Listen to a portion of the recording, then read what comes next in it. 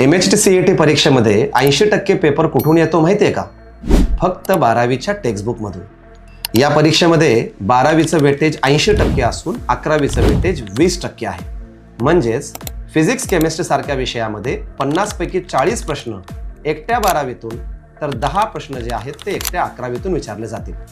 आता 12वी संदर्भात केमिस्ट्री विषयाचं सांगायचं झालं तर chemical thermodynamics, electrochemistry, P block element म्हणजेच ग्रुप 16, 17, 18 त्यासोबत अल्डिहाइड, केटोन्स आणि कार्बोक्सिलिक ऍसिड केवळ हे 4 टॉपिक मिळून जवळपास 40% पेपर कव्हर करतात.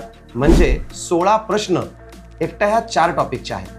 असेच इम्पॉर्टंट टॉपिक्स तुम्हाला फिजिक्समध्ये शोधता येतील, मॅथ्समध्ये आणि बायोमध्येही शोधता येतील. थोडक्यात काय, 12वीची मास्टर की करा आणि 99% हमखास मिळवा. Instant academy app JEE, NEET, MHT-CET च्या प्रिपरेशनसाठी आजच डाउनलोड करा.